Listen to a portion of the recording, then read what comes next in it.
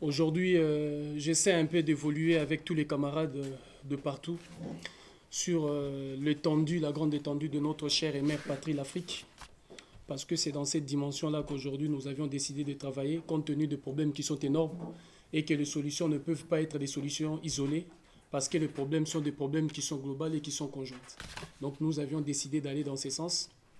Et en ce jour, j'évolue dans une petite structure aussi avec certains camarades et certaines des camarades. L'UDC, l'unité, dignité et courage, l'unité de notre peuple, la dignité pour notre chère et mère patrie l'Afrique et le courage aujourd'hui de prendre notre destinée en main. Je pense que le moment est-il plus que jamais venu pour nous de pouvoir dire ce que nous voulons, quelle est la volonté suprême de notre chère et mère patrie l'Afrique. Dans l'introduction, c'était un peu, je le mettrai entre guillemets, la situation qui m'est arrivée à Kinshasa en RDC, toujours dans cette volonté de pouvoir faire reculer les barrières. Nous sommes allés, question pour nous était de pouvoir participer, je dirais officiellement, participer à l'élection présidentielle qui s'est tenue en 2011. Mais dans notre stratégie profonde, c'était une question pour nous de pouvoir éradiquer d'abord ou mettre définitivement fin à la culture de la peine des morts et retirer ceux du Congo profond, ceux du Congo oubliés, ceux du Congo dont les familles ne figuraient pas parmi les familles qui ont été au moment où la Belgique tenait encore ou continue même d'une manière ou d'une autre de tenir ces beaux pays. Ceux-là dont les familles, les noms, je disais, ne figuraient pas parmi les évolués, les familles dites entre guillemets évoluées.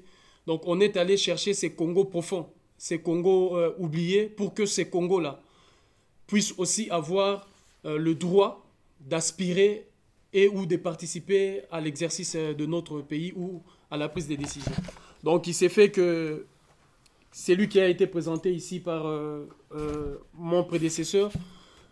Kabila avait bon jugé de me placer sous le 3e sous-sol dans sa prison privée au TD, au camp Tchachi. Et là, j'ai passé quasiment 17 jours. 17 nuits. Au 18e jour, je suis sorti. Après qu'il avait décidé que ma vie s'arrêtait là, c'était une condamnation à mort.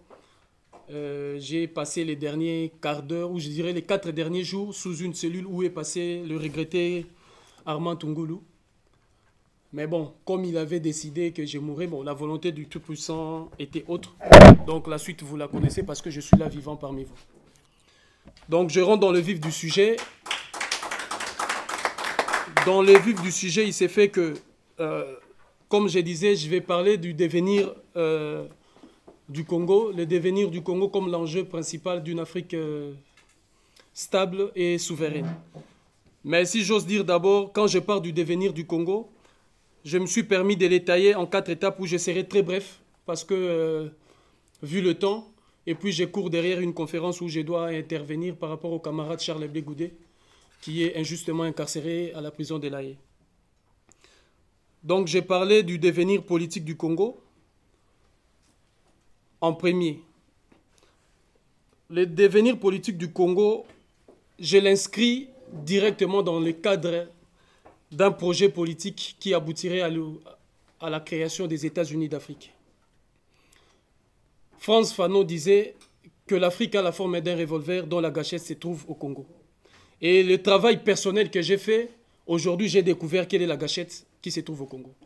Donc le moment venu, je n'en parlerai pas, mais on appuyera sur la gâchette pour voir qu'est-ce que la balle va faire. Donc il s'est fait que dans cette ligne où nous traçons le Congo, les devenirs politiques du Congo dans un projet d'un État, disons des États-Unis d'Afrique, il nous faudrait d'abord, quand on parle de la politique, arriver au niveau de la compréhension. Parce qu'à partir de la compréhension du Congo, nous aboutirons au changement. Ce qui résout le mot révolution. Le Congo a besoin d'une révolution profonde qui commencera par une rupture véritable. Une rupture dans la manière de faire, une rupture dans la manière de la réflexion, une rupture dans l'approche que nous avions et dans l'analyse même de la situation du Congo. Et sur ce, le Congo est une colonie belge. Jusqu'à preuve du contraire, la Belgique a colonisé le Congo. Et qui parle de la colonisation parle que le Congo est sous domination de la Belgique. Nous sommes sous domination de la Belgique pour les intérêts de la Belgique. Ce qui pose un réel problème. Le Congo est sous la domination financière des États-Unis d'Amérique. Le dollar américain reste jusqu'à preuve du contraire la monnaie de change et des transactions internationales. Et au Congo, c'est le dollar qui régit notre quotidien. Même la spéculation monétaire, l'équilibre des prix, l'équilibre même de la monnaie locale est touché. Je me rappelle encore d'un héritage qui avait compliqué même notre démarche au Congo par rapport au présidentiel.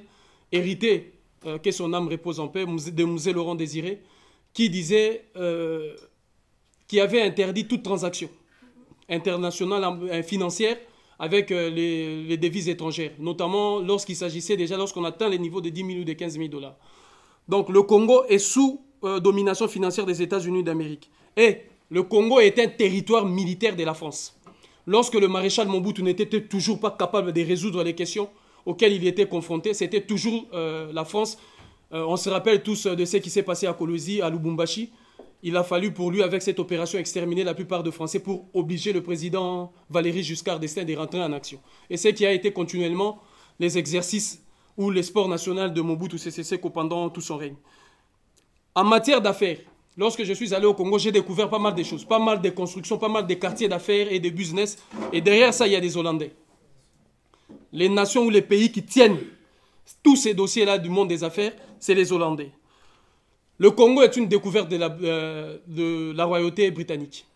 Sir Henry Morton Stanley et David Livingstone, quand ils sont arrivés, c'était sous l'autorité de la reine d'Angleterre. Et il s'est fait qu'en Occident, lorsqu'on parle de la découverte en Occident, c'est-à-dire c'est le patrimoine de celui qui l'a découvert. Le Congo est une richesse, un patrimoine qui appartient à la couronne britannique, dans la mesure du possible où la découverte est une découverte britannique.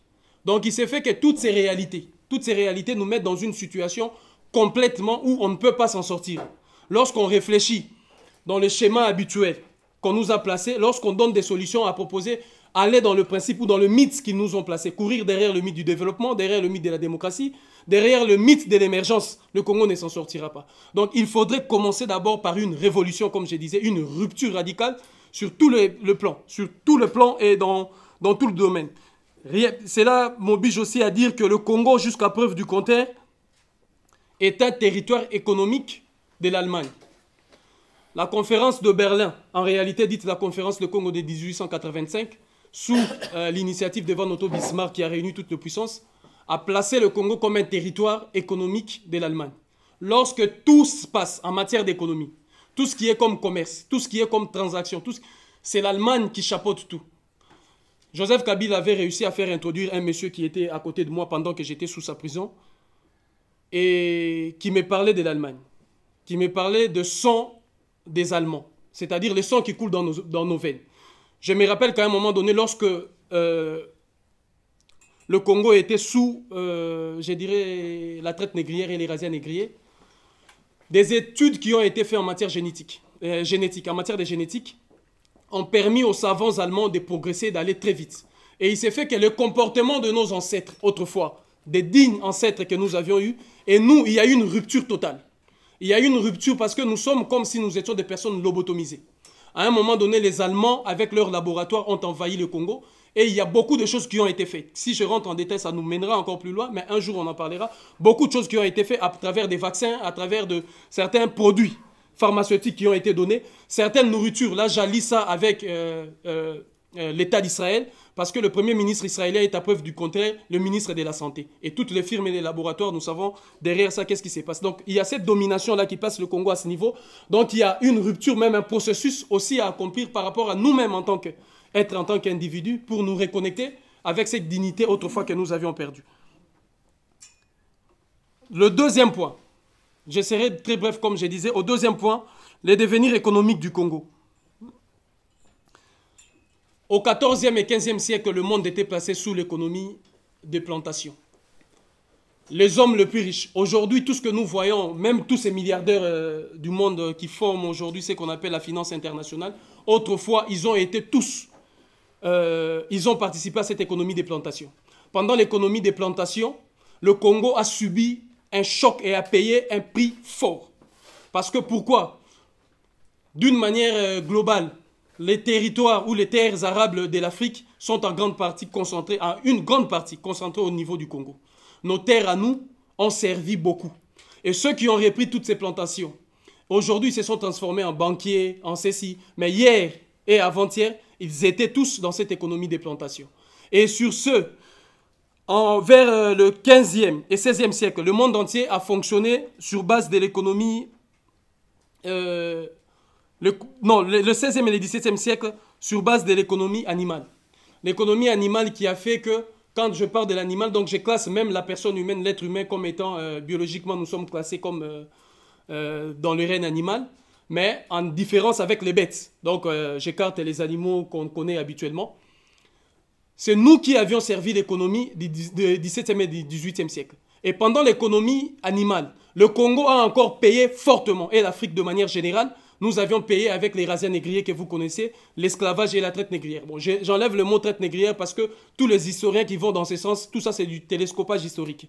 Nous savons qu'aujourd'hui on mettra en défi tous les chercheurs et tous les historiens africains et tous les historiens européens de nous montrer noir sur blanc parce qu'ils ont une culture de preuve et une culture d'écrit. Noir sur blanc, comme ils sont en train de brader partout les documents comme quoi ils ont signé des conventions avec le roi Makoko du Congo, qui nous montre le document où nous avions vendu des individus auprès de royautés occidentales. Faux et archi-faux. Donc sur ces bases-là, 17 et 18e siècle, nous avions payé encore le prix avec le fonctionnement de l'économie animale. 19e et 20e siècle, le monde entier a fonctionné sur base de l'économie minérale. L'exploitation des minerais, jusqu'à preuve du contraire aujourd'hui, qui donne même l'industrie technologique, l'industrie high-tech, la révolution de pneumatiques, qui a encore causé de malheur dans notre chère et mère patrie l'Afrique. 17e, 18e, nous avions encore payé le prix fort avec cette économie. Aujourd'hui, nous rentrons au 21e siècle. Quelle est l'économie du 21e siècle? Le monde entier doit rentrer et nous rentrerons avec l'économie comportementale. Là, je réponds directement au premier intervenant qui parlait, qui disait que le Congo ou le monde, ou l'Afrique d'une manière générale, a besoin d'un leadership. Le leadership de demain, c'est les valeurs et les principes. La boussole de valeurs et de principes. Quand vous posez la question à ceux qui ont inventé la boussole, ils vous diront que la boussole indique le nord. Dans ça, il y a une codification. Parce que tous les jeunes Africains que nous sommes, tous les Africains, même au lendemain, avant, disons, excusez-moi, avant les indépendances, on disait que l'avenir du Congo, notre avenir à nous, c'était l'Occident. Il fallait regarder le nord. Aujourd'hui, pour être considéré, je ne sais pas, il faut venir peut-être ici. Les études, il faut le faire ici. Les diplômes qui sortent d'ici sont les plus valorisés par rapport aux diplômes de là-bas. C'est-à-dire c'est la boussole, parce qu'ils nous ont dit la boussole indique le nord, et c'est vers le nord. Le développement économique de l'Afrique, c'est vers le pays du nord. Lorsqu'on dit les pays du nord et les pays du sud, les pays tiers-mondistes et les pays développés. Donc la boussole là indique toujours le nord. Or, pour le leadership de demain, il nous faut la boussole des valeurs et des principes. Et cette boussole des valeurs et des principes, c'est là où je place la dignité fondamentale de la personne humaine sortie d'Afrique par les Kimuntu, qui, à l'ensemble de ces valeurs et de ces principes, sera la boussole qui va nous guider vers l'économie de demain. Et cette économie de demain, c'est l'économie comportementale dont je disais tout à l'heure. Troisième point, les devenirs éducatifs du Congo. Je place les devenirs éducatifs du Congo dans le cadre d'un projet panafricain. Un enfant qui naît au Congo lorsqu'il fait le cursus scolaire, universitaire et consort, cet enfant n'apprend jamais le Kinyarwanda. Cet enfant ne comprend rien de ce qui se passe au Rwanda. Mais cet enfant est capable de comprendre le français et l'anglais. Un enfant qui est né ici à Paris peut comprendre l'allemand parce que c'est inscrit ici. Mais un enfant qui est né ici et qui grandit ici, dans son cursus universitaire ou scolaire, ne comprend rien de l'Afrique. Parce que c'est les clichés et les schémas qu'on lui donne de l'Afrique. Les Africains comme ça, un laps de temps et ça s'arrête là. Donc, l'héritage que nous avions aujourd'hui du processus ou du cursus scolaire, éducatif, universitaire, c'est un héritage empoisonnant de la colonisation. Donc, sur ce, il s'est fait que nous, aujourd'hui, nous n'avons pas les outils nécessaires pour affronter le monde d'aujourd'hui. Nous n'avons pas les outils qu'il fallait pour aujourd'hui que nous soyons debout. Parce que ceux qui ont fait ces projets-là, tous ces processus le savaient. Patrice Lumumba, qui autrefois, que son âme repose encore en paix, mais qu'il me permette de le ramener ici parce que nous avions encore besoin de lui, il est parti très tôt.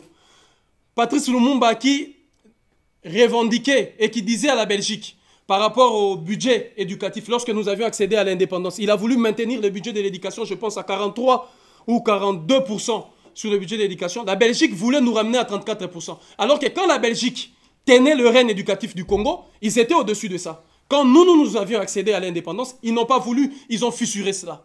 Parce qu'ils savent, le projet, il fallait refaire, refonder tous ces projets éducatifs que nous avions aujourd'hui. Et nous sommes en train de travailler dessus parce que nous avions mis en place un projet éducatif qui, je pense, va totalement bouleverser l'ordre des choses. Quand je parlais de la révolution, nous allons complètement bouleverser avec un processus qui ira peut-être une année scolaire, introduit dans un calendrier de 28 jours et 28 mois, dont une année aura peut-être 784 jours, avec un cycle de 3 ans simplement dans le cursus, j'ai dit, scolaire, donc primaire, secondaire et universitaire. Donc, dans ces cadres-là, nous l'inscrivons dans le cadre panafricain parce qu'il faudrait que le Congo s'implique dans sa dimension panafricaine. Comme je disais, ce que disait Frantz Fanon, il faudrait que là, à ce niveau-là, que le Congo intègre les besoins de l'Afrique. En 2002-2003, j'étais au Bénin et je discutais avec l'un des conseillers principaux du président Nicéphore Soglo. Il me faisait savoir la volonté et la nécessité même qu'avait le Bénin par rapport aux ressources qui se trouvent au Congo. Et j'ai vu cette même réalité au Ghana, au Togo, au Sénégal. Ceci dit quoi?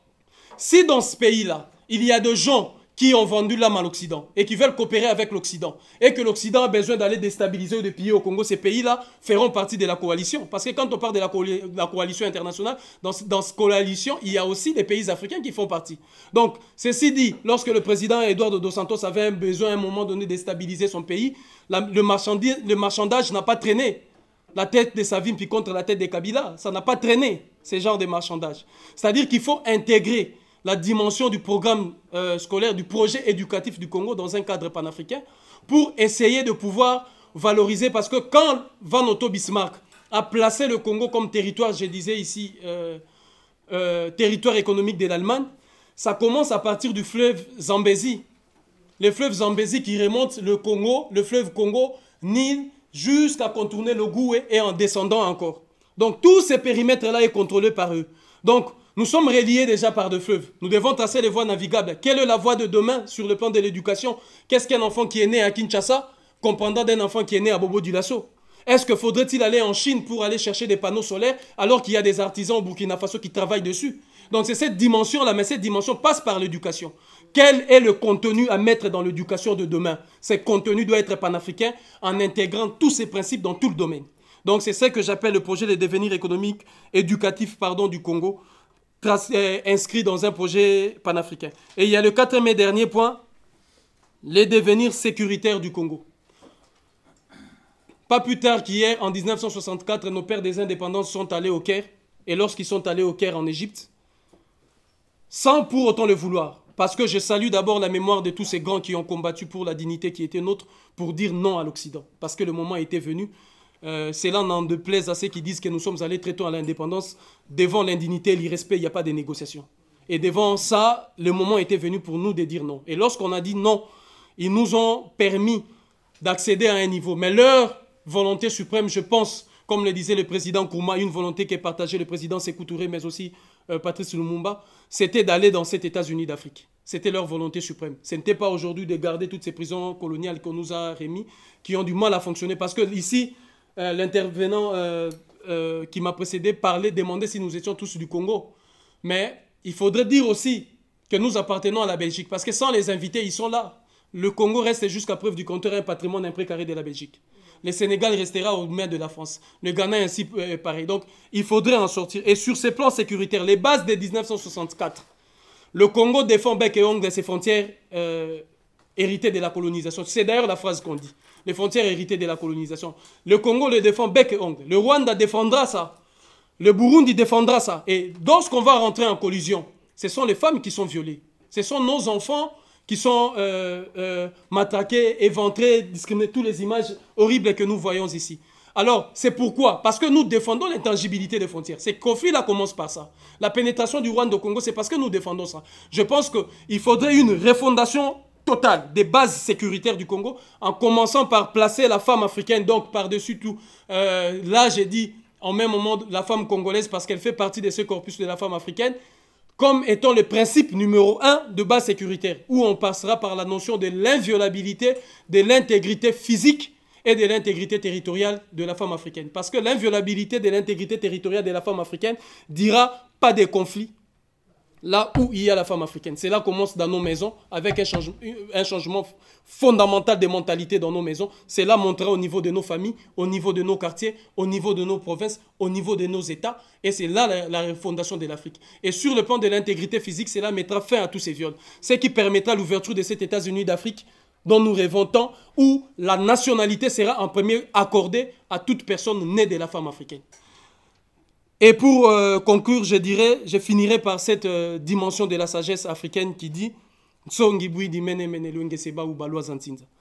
les tireurs de vin de palme qui tombent à midi donnent l'intelligence à ceux qui viendront le soir de ne pas tomber.